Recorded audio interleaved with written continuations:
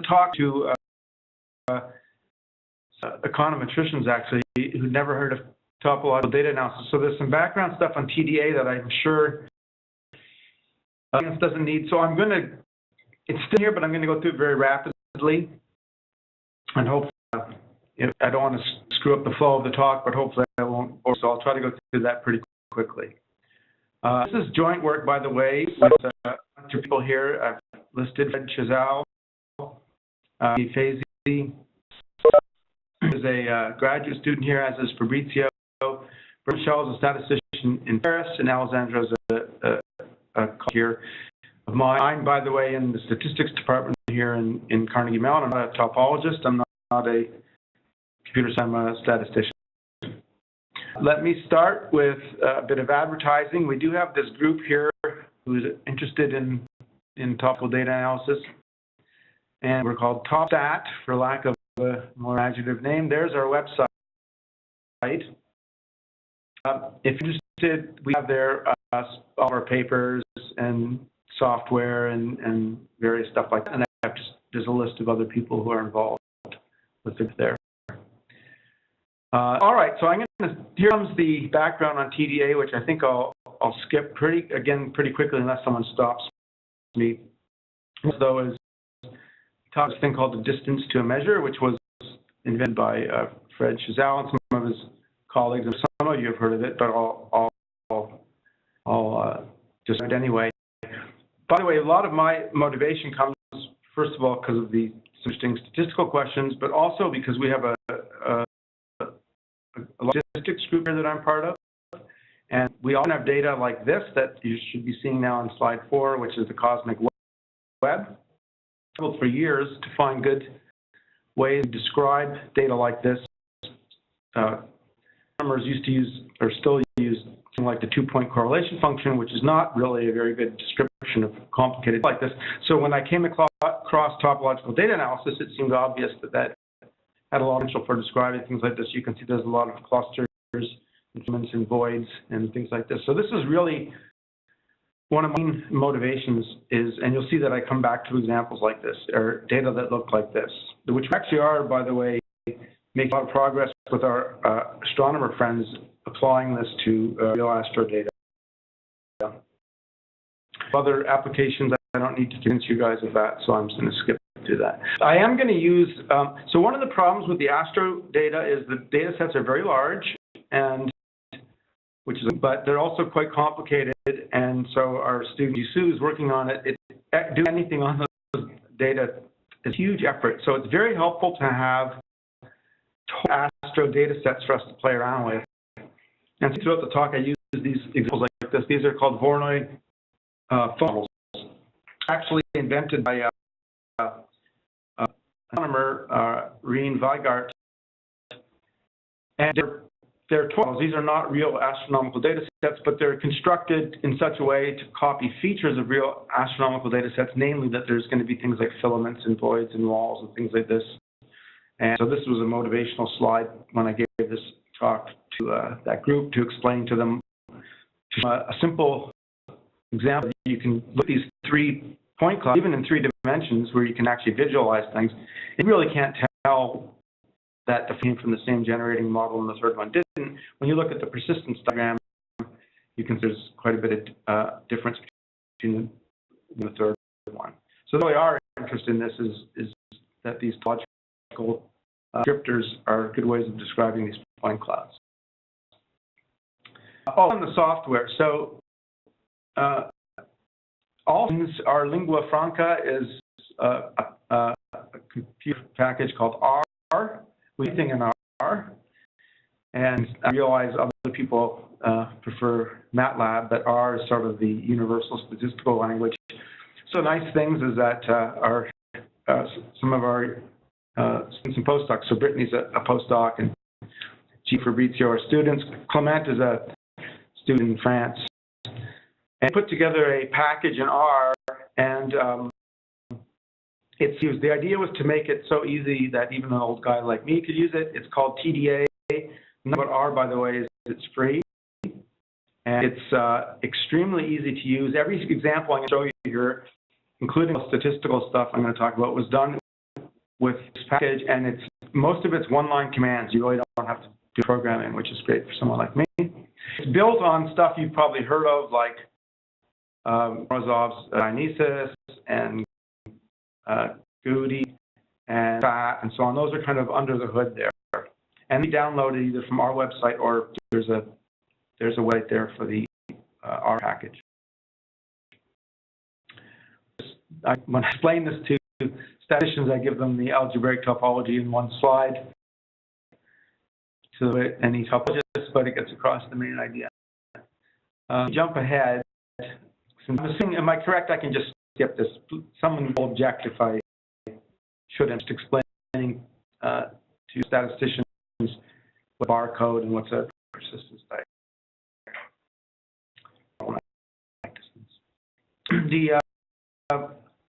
Everybody here all familiar with, of course, is the distance function. So we have a compact set S, and we have this distance string, and of course, the level sets of the distance function define iteration, which is the basis of a lot of the persistent homology. And I put down the well-known that the bottleneck distance between diagrams from two sets is bound by the L infinity distance of their distance functions. For us, meaning the statisticians who want to use this stuff, forces that we have access to this, what we have access to is data. And, just again, kind of pedagogical, showing the function for circle.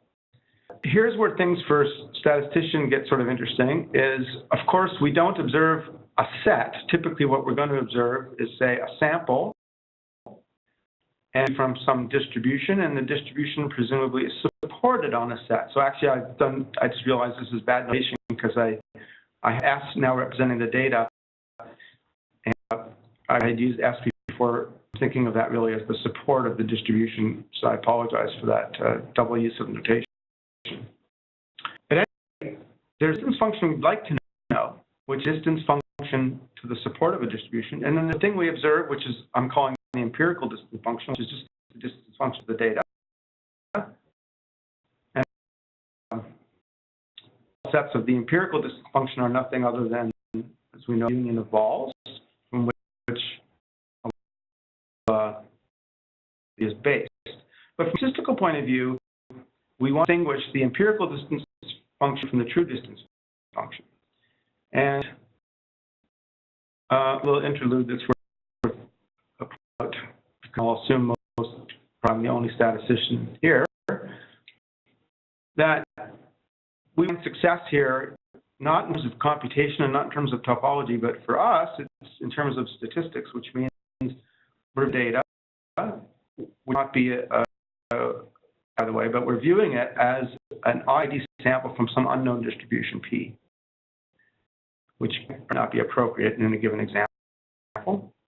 The instances we're interested in some function of the unknown distribution P, which is an unknown population quantity, and of course it could be something like simple as a mean, but in our case, of course, what we're interested in is something more interesting, which is if somebody handed you the true distribution, and then you could compute the true support of that distribution and hence compute the persistent homology of the support, that's that function T of P that we're actually interested in.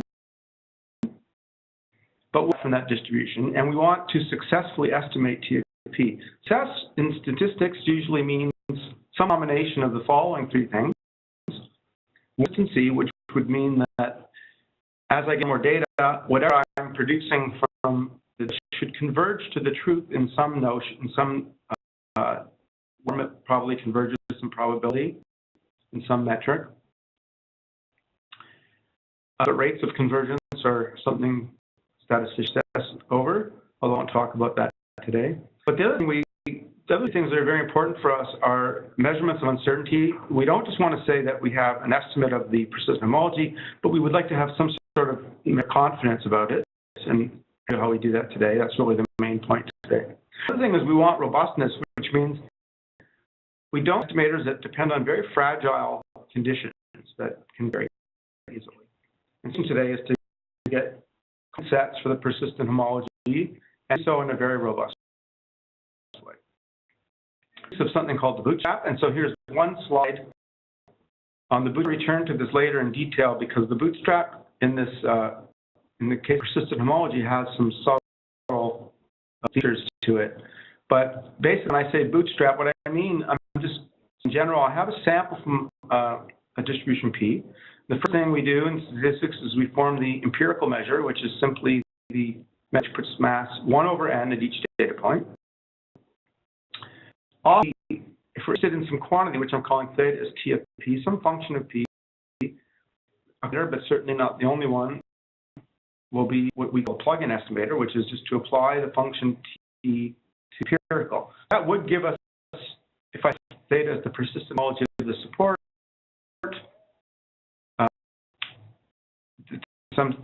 you can see perhaps a difficulty because it's support of his. Let me skip that point and come back to that. It's getting ahead of myself. So, the idea is if I have an estimate of some quantity here, I hope you can see this. What we do is we draw observations on the empirical distribution, which we can do since we know it. We compute the estimate from the new empirical, and then we compute this conditional probability statement. So we find a number C such that the probability that times the theta star minus theta hat is bigger than C is, say, 5%, conditional on the data. So all I'm saying is, if I repeatedly, I meant this like a million times, I sample n observations from the empirical, I recompute the estimator, and I repeat that many times. This probability statement, I can find this C always because what I just described to you, I can always do by Monte Carlo.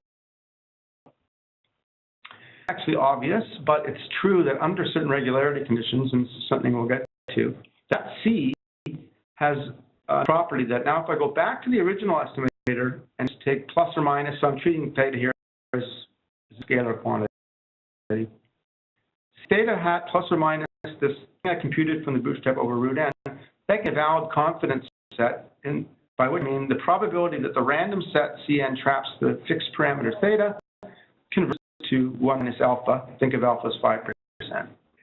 And this, I've written rate of convergence, which is actually only true for certain situations. Actually, hiding a lot here because there's a lot going on there, and not always true what I just said. It requires certain regularity conditions. In fact, that's going to come up for us today. But the thing, common way we use in statistics to compute confidence intervals. All right, so the distance function, again, if I have access to the true support S and the true distance function, I do the persistent homology, but now, and here I've used delta sub n to distinguish the empirical distance function, the distance function to the data, the distance function to the support. Delta n, I have S, I don't. And under conditions, you can show that the affinity distance between the empirical distribution, sorry, the empirical distance function and the true distance function goes to 0, which implies that the bottleneck distance, persistent homology, and the estimated persistent homology goes to 0. But unfortunately, these conditions are very strong, and they typically won't hold, at least not in most statistical applications.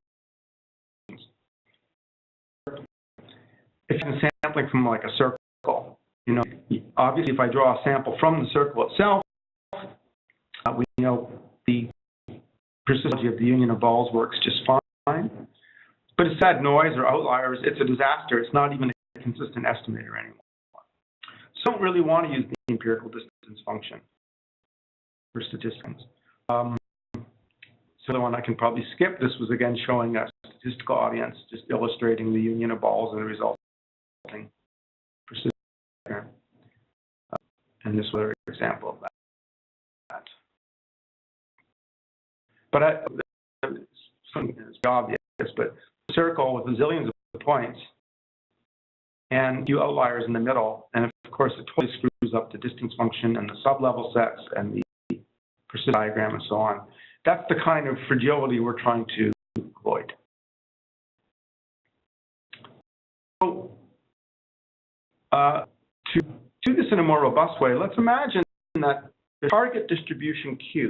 So Q is like some very well-behaved distribution. Think of that as a distribution over a circle or a sphere or something like that. And two sources of problems. One is I'm convolving Q with some distribution. Let's think of this as a normal sigma. It doesn't have to be normal, but that's a good example. This means, of course, that I'm adding noise. And then I'm now taking a mixture between, with probability pi, I'm going to generate from some with very large support, that distribution. And two complications. With some probability, I generate an outlier that is something not from Q.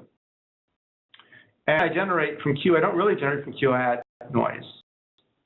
And so what we'd like is something which has some hope of recovering something approximating the persistent homology of the support of Q, even though I'm really observing now from a more general distribution. We can do this. The one I want to focus on mostly today is the distance to measure, and what we really try to do statistical inference from the distance to measure. And which has been used by, actually Peter's done this, and I did this in a paper, and Bei Wang did this in the papers to use density estimation, which I'll mention if there's time later on. So I don't know if distance to measure is well known or not.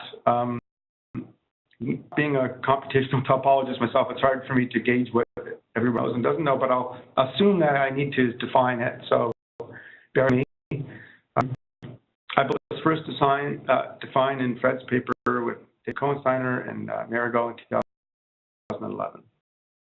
So this is the thing. First, what I'll call CF. So I'm using standard statistical notation, I should say, which is capital X used to refer to a random variable, and little x refers to a fixed quantity, just a number.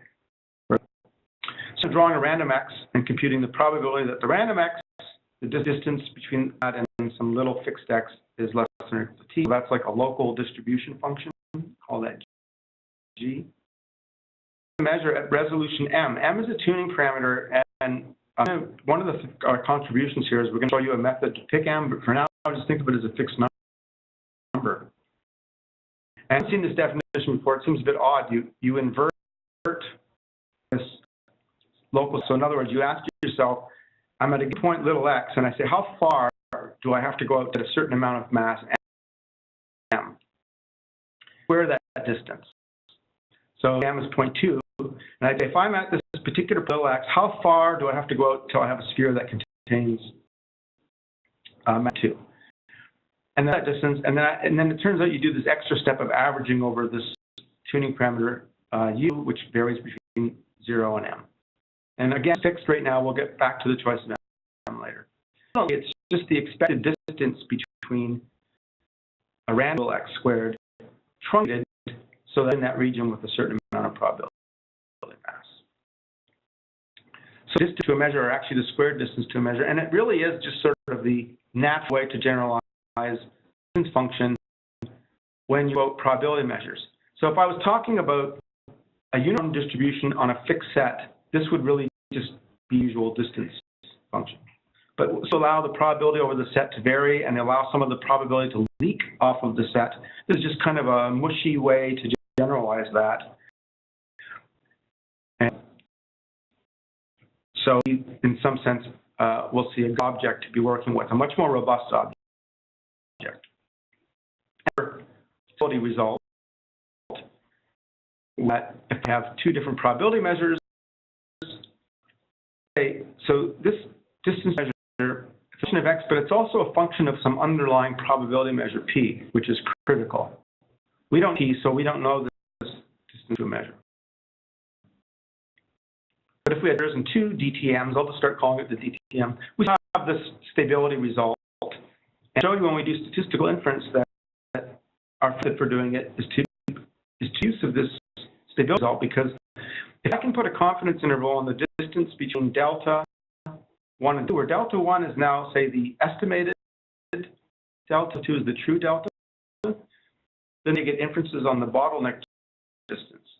It turns out to be inefficient, and one of the novelties we have here is we have a a more accurate way to get inferences, and that'll become clear as I go along. Bottleneck is this measure a good surrogate for the distance function. The original, go back to this model again. Remember, there's this Q, which we think of as really the object of interest. It's a well measure on some set, possibly lower dimensional set S. Now it's been perturbed with outliers and imagine the case like where the pi is pretty small and and you would put the distance to a measure, which is a function of this p, which is something estimate, distance function to q. They should be similar, and this that it says the bottleneck distance. First, the persistence diagram based on the distance to a measure. The oracle diagram that I wish I could compute based on the distance function to q. They're bounded by this quantity, and you can see. Just think of m moving parameters being small. So this first term would be small. Think of that's the amount of outliers, and small, which is the amount of noise. And this is just showing you that it really is approximating it. So that's heuristic justification for why we're using distance to a measure. So that's what the original pictures I showed earlier. The three Voronoi foam models, I computed the distance to measure, and what we're seeing is just the persistence diagrams of the distance to a measure based on the lower level sets of that to a measure function and filtration, just like a distance function. And see there's the 0, 1, and 2 dimensional and really want to do though is talk about which things are important on these diagrams and which things are just noise. That's really what I'm working towards. So here's an example of that. These are just different Voronoi foam models, but on this diagram I've added this pink band around the diagonal. This is if there's one message to take away from our talk. This is intuition as statisticians is we want to separate signal from noise. That's kind of what we do for a living. And this pink bar does that. I'm going to show you how we define this, but roughly speaking, everything in the pink area is statistically indistinguishable from noise. And above it is signal. And how to do that? What does that even mean? That's what the rest of the talk is going to be about. It's all done automatically in our software. Say this on there. All right, let's talk about how to do that. Again, the true distance to a measure, if you have some underlying probability measure, we could find this distance to a measure, which is a lot like a distance function, but it's a function of an unknown distribution p. Observe data from p. So the natural thing, again, is to do what I called earlier the plug-in estimator, which form the empirical measure. This theta sub I is just a point mass at the ith data point. And so just putting mass 1 over n at each data point. And I take the definition for a distance to measure and replace the true probability measure with the empirical probability measure. It turns out a very simple and intuitive formula. The squared distance to the k nearest neighbors. So you take the target point, little x, you find the closest points, you take this as an average. And it turns out that's literally what the to a measure is when you plug in the empirical thing. So it's a very intuitive thing. What's k? K is simply, remember m is a tuning parameter between 0 and 1. K is just m times n. Now the empirical distance to a measure is kind of even more intuitive than the definition. So it's a true thing we don't know, and now we have an estimator of it, and a very simple estimator that could be computed quickly. And the first result is to figure out what's going on. We usually tools and a bag of tricks in statistics is to first figure out what's the limiting distribution of some random. It usually gives us an idea of what's going on. Turns out that if we take this estimate measure, delta squared, compared to the truth and multiply it by it gives to a Gaussian process with mean and some complicated looking covariance kernel. This is important. Why do we care about this? Well, generally speaking, again, in doing statistical inference, and if something doesn't converge to something in distribution to start with, then we're usually going to have a tough time getting any sort of confidence set. So this is the first step towards getting a confidence set, is to know that there is some sort of well-defined weak convergence happening. Remember, the bottleneck distance between the estimated diagram and the true diagram that we don't know, the stability result, is bounded by the L infinity distance between the estimated distance to a measure and the true distance to a measure. But this thing on the right-hand side now, we know something about it distributionally. Suggests we're going to be able to get now a confidence on the bottleneck distance between the estimated and true diagram. So that leads us to our first Bootstrap method. We're going to get 95% or 1 minus alpha confidence band for the delta. And it works like this, just like I said earlier. We generate n observations from the empirical distribution. We recompute this measure and repeat. So do that, say, 10,000 times. And then we find the quantiles of this distribution, where the only thing random here is in the delta hat star. The original estimator is fixed here. We're conditioning on the data. Yeah. L infinity distance times rand, let's say the 90% quantile of that.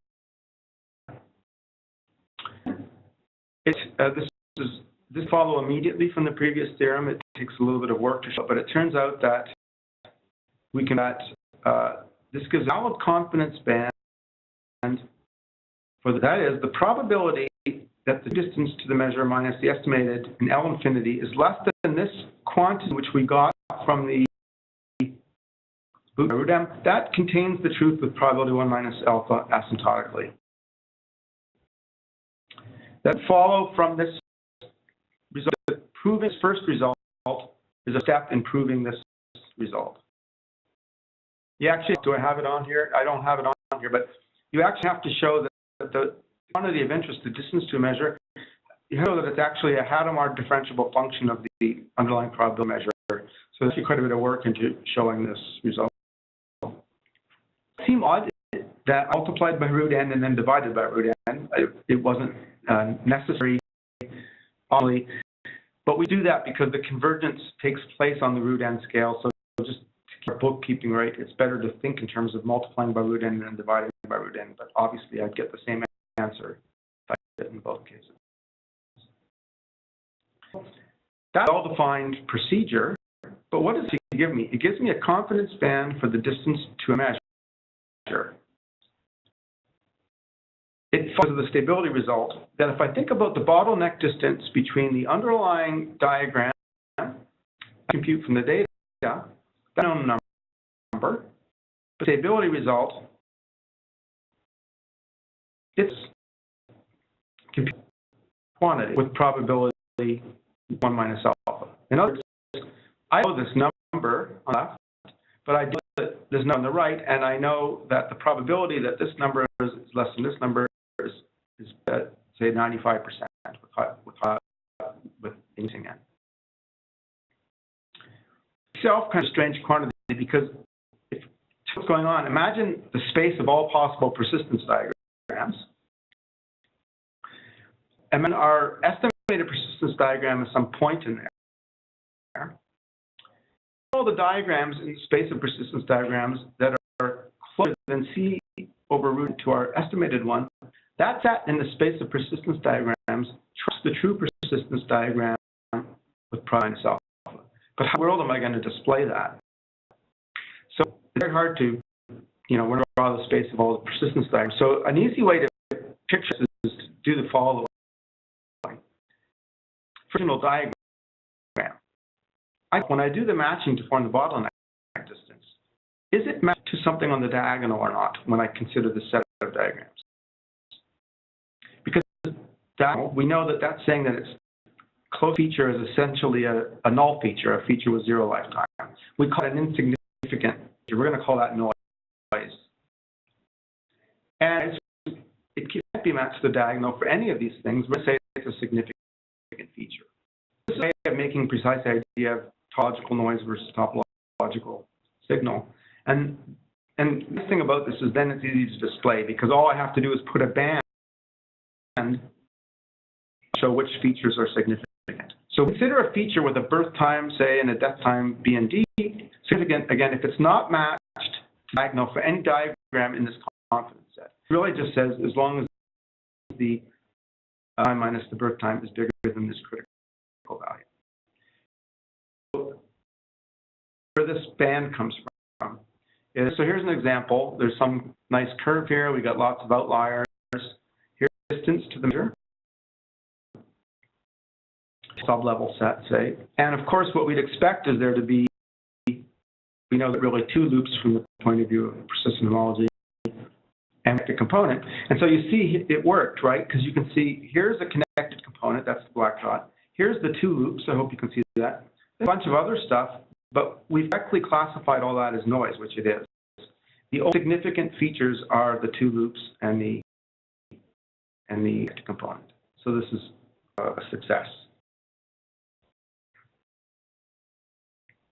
So how do you do it with a distance to a measure? I'll say more on that in a minute. I do want to mention this other approach with kernel density estimation, because so often enough to computational topologists, the distance seems like a very intuitive thing. When I do stems, they say, what are you talking about? Why use a density estimator? A density estimator is an estimate of the underlying density. The other one is this kernel estimator. Think of K here as a Gaussian, so I'm just putting a Gaussian on top of each data point. That's the standard density estimator. H is just how wide the kernel is. That just controls how much smoothing we're doing. And statisticians like this because we've studied for 100 years. We know everything there is to know about kernel density estimators. We need these. The fact is that if we think about this, Cassini curve here, if I density estimator, what you'd expect to see, I'm pointing at the screen, which makes no sense. What you'd expect to see here is the density would be very high around the curve. So rather than looking at sub-level sets, for density estimators, we will super level sets and just look at the persistent homology to find the super level sets of p hat to do robust topological. And all of the theoretical results are much simpler here because this is a much simpler object and it's been studied for much time. I mentioned, I think maybe Peter was the first one to suggest doing this, and we did it in one of our papers, and other people have done it. I have to say I have met some resistance from some people in topology because they said, aren't you throwing away information by smoothing the data? And it was a really interesting clash of cultures because from a statistical point of view, if you're not smoothing, you're doing something dangerous. And so there's sort of just an interesting sociological clash there. To us, the smoothing is critical because we want to get rid of the noise. But kernel density estimate point of view, you relate to the distance to a measure. And the nice connection, which is in a very paper by Philip Wong, I think, I don't know if it's been published, which really the current point of view to a distance point of view. So I know statisticians and machine learners love are reducing kernel Hilbert spaces.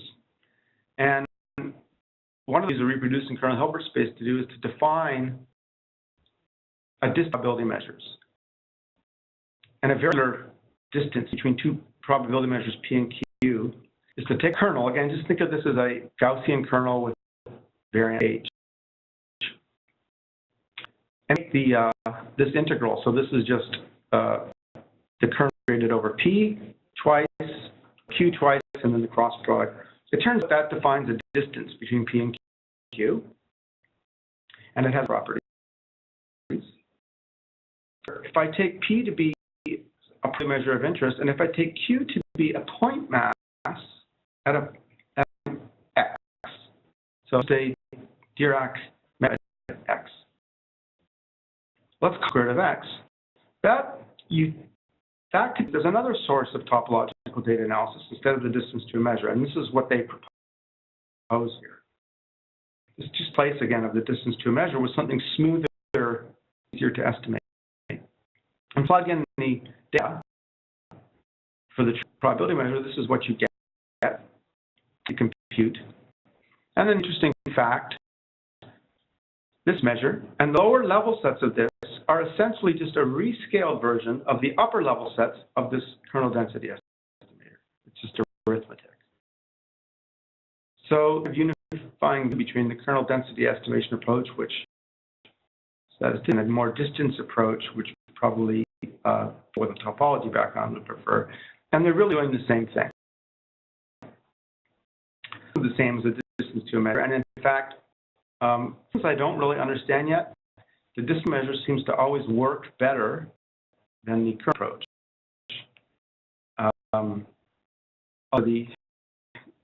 This simpler. I should distance to the measure. A few weeks ago, a paper about this on the archive, if you're interested. Everything I said about getting confidence sets and limiting distributions applies just as well if you use the currency estimator as well. So I'll just skip over that. Now we found, though, this is an interesting point. One thing we found is a kind of roundabout method in statistical inference, because we're running the Bootstrap on the distance to a measure. The fact that the L-infinity distance between the distance to the measure of the estimated and true function, the bottleneck distance stability theorem. But the problem with that stability theorem is it's not sharp. It's sharp in the sense of if you look over all cases, it can't be improved. But a particular data set, it might not be sharp. The bottleneck distance might be considerably smaller than the L-infinity distance between the functions. That got us thinking, can't we find a way of doing the Bootstrap directly to the bottleneck distance? The bottleneck distance between the estimated diagram from the distance of the measure from the data and the truth. Can't just do a step process on that by repeating over and over and over again, going through that L-infinity distance. Now, the technical difficulty here is the Bootstrap is a very intuitive procedure. You just keep sampling from the empirical, but you need to convince yourself that it's actually valid. And there's lots of cases of people using the Bootstrap in instances where it actually doesn't apply, where there's no theorem that tells you get correct confidence intervals. And what that involves is getting some sort of limiting distribution for the original object and then showing that the Bootstrap to the same limit. And luckily, we were able to show that. So what we have is kind of a non-standard limit. And then we slightly stronger assumptions, which are detailed in the paper. Under these slightly stronger assumptions, what we get is that the bottleneck distance in the estimated diagram and the true diagram doesn't converge to any Gaussian process. Rather, it converges to the maximum of a vector, and the vector is a limiting normal thing. So it's kind of an unusual limiting distribution. The thing, however, is that the same limit applies to the Bootstrap. So if I now Bootstrap process, I take the original diagram, I circle, I compute a new diagram, and I repeat. And that's something now that I can compute, right? This CDF from Monte Carlo, I can compute. This page is a physical quantity. That it's valid, which means that the supremum of the distance between the true distance function and the empirical goes to probability. What it means is if I use these quantiles to construct a confidence, I get a valid confidence. To give you an idea of the difference, I did this with another slide. I got this from my student, and we have much more dramatic examples, but this example will have to suffice. But just look at the bottom right. What this is showing you is that the original Bootstrap that we've been using, look at the two loops are kind of barely significant.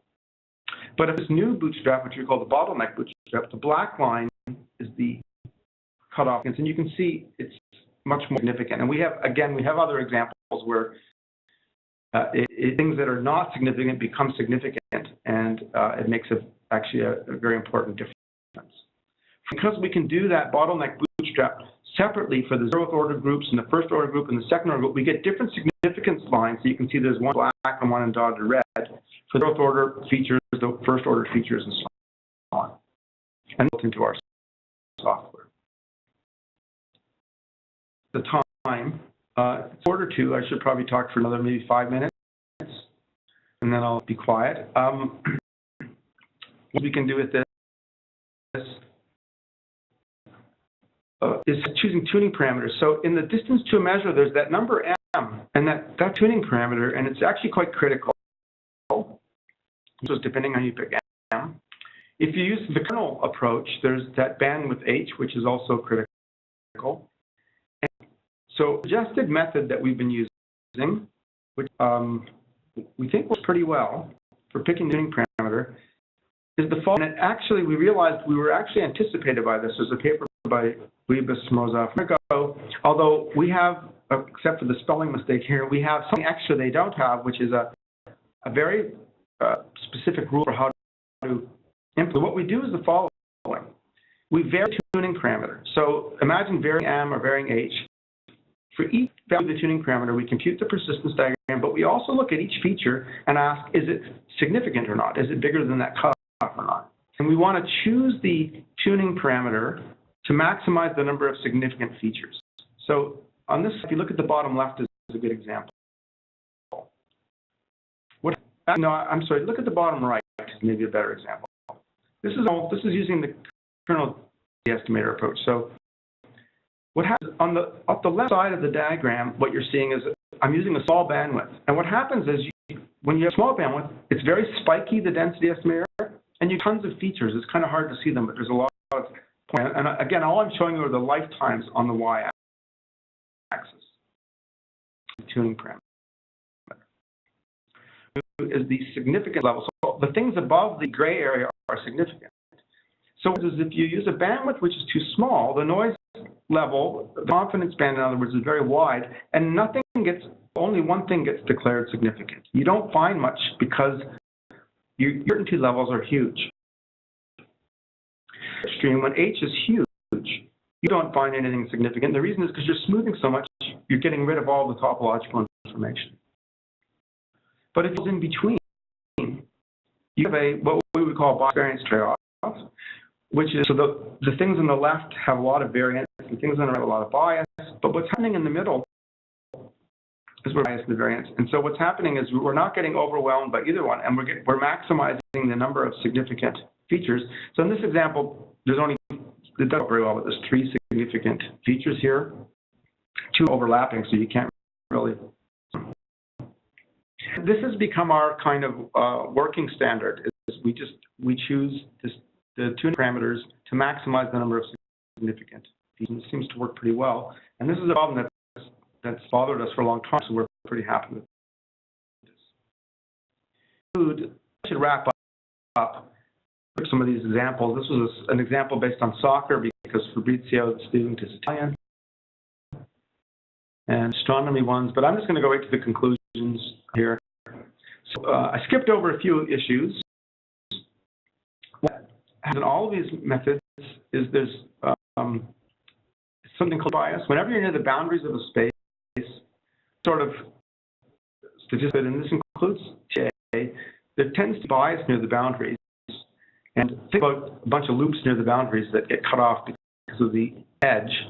And so we have a kind of a hacky way of fixing it, but we'd like to make that more rigorous. But this turns out to be important in astronomy because a lot of the loops and voids near the edges of the survey get off. And so it's really important to correct for that. We are working on these applications in astronomy, which are moving along quite nice. Maybe some future data I can tell you about those. They're pretty interesting. As you all know, is very slow, and that's a painful problem for us, and like ways of speeding things up, if there are any. And we're talking about the basic persistency ideas here. There's other types of topological features that one might be interested in as well. Last, if you look at our webpage, you can find our papers should you be interested in, and the software as well.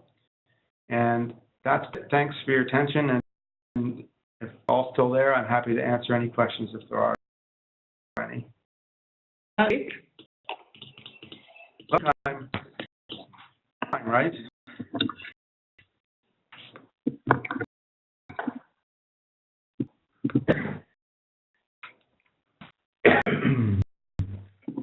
Yeah.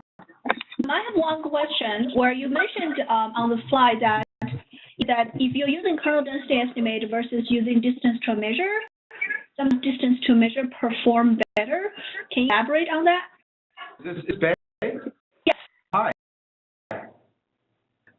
Yeah, I don't have a formal description. All I mean is when we take examples where we know the answer, so things where we've created these phone models, and we do both, try to find out which ones are significant. For some reason, and I really can't explain this, distance to a measure has higher power. That is, it has finding the real features than kernel density estimator. And I'm not sure why that is, and I'd like to understand that better. Anybody know? Maybe you'd be the best person actually to talk to about this, because I can't explain it. Anytime I've tried to come up with an explanation, it's turned out to be wrong. But it's just a practical observation. I don't have any theory to back this up. There's a scenario where the parameters are optimally tuned for both density and distance measure. Yeah, this is comparing the optimally tuned DM and the optimally tuned KDE. Huh, that's very interesting. I'm also curious. Maybe we can take a fly and. Yeah, I'd love to talk to you about it because I think it's a really intriguing thing. Okay. I do have a second question where you mentioned bootstrapping on persistent diagrams. It's sort of the naive way I was thinking. You just sample the persistent diagram and take it as a bootstrap sample. Yeah, you subsample. You sample you send observations with replacement, equivalent to drawing from the empirical distribution. You're buying points from the persistent diagram from the empirical. No, sorry. No. You take the original data from which you computed the diagram, and you and observations with replacement from the data set, and then you recompute the diagram. Different from what you were doing before? Oh, you mean in terms of the bottleneck bootstrap versus the functional one? The difference is, do we get the quantile of the L-infinity distance between the distance to the measure, or directly compute the quantiles on the bottleneck scale? And like bootstrap, we literally just, suppose you do 1,000 bootstraps, we literally just take the bottleneck distance between each diagram and the original diagram, you get 1,000 of those, and you take the 95% quantile. The difference is in the distance that you're using. That's correct. Distance, you're using the bottleneck distance. Correct. Yes. So we also use other distances, like the Bosstein distance? We didn't prove that, but I think that would also be true. In fact, if anything, the Wasserman distance probably behaves better than L-infinity. You get different bands. Your bands would look different, and they might. Absolutely. I think you could put any distance in there. In fact, I kind of feel that the bottleneck distance and even the Wasserman versions, as a statistician, I don't like any of them because all you have to do is have one point away from the diagram, and then the distance is huge. And I like to have a less sensitive distance.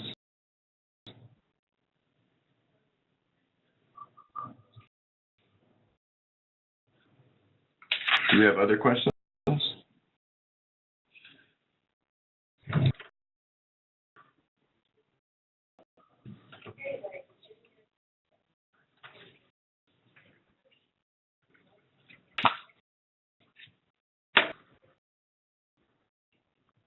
question. I do have one more. Yeah. So in one of your slides where you talk about different confidence intervals across different dimension. I don't remember the number, but it's very much close to the end. Yeah, right here. Right here, yeah. Can you a little bit more? I think I was a little bit lost in a sense of how it's so powerful. All we do is we do the bottleneck bootstrap, but when we compute the quantiles, we do it separately for the 0th order diagram, then the 1st order diagram, then the 2nd order diagram, rather than doing them all together. And so different significance levels for different orders of the groups. So you understand this better, you are saying that the bottleneck bootstrap a much narrower bands. Yes, therefore it's better. Yes, the bottleneck bands are always narrower than the full infinity bands. Always.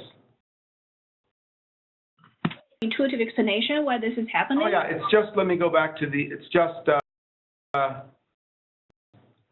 distance can be a lot smaller than the L infinity distance. So we're too big when we're using the L infinity distance. Yeah. Hello. Hello, Yes, can my Kamal, I just want to... You're at Ohio State. Yes. I just want to ask one question. It might be a little bit out of scope of this talk, but maybe it is relevant. I was looking at some point the minimum or the bound on the number of samples you have to get for even in the persistent diagram. So is there a bound known like lower and upper? Yes. So we would express it. You get that by inverting. We would express it as the rate of convergence. Say bottleneck distance, and if I write this as 1 to n to some power, then I can invert it and say how big I need before the bottleneck distance is less than some epsilon. So you have a couple papers on that. There's I guess I have minimax rates for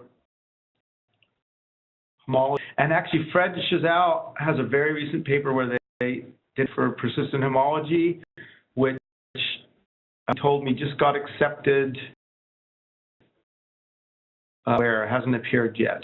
But Fred has a paper on that too. Thanks. You're welcome.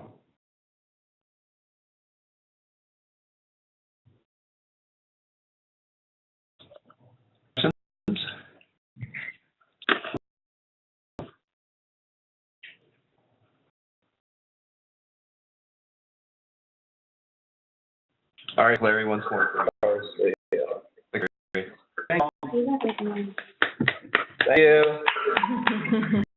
you.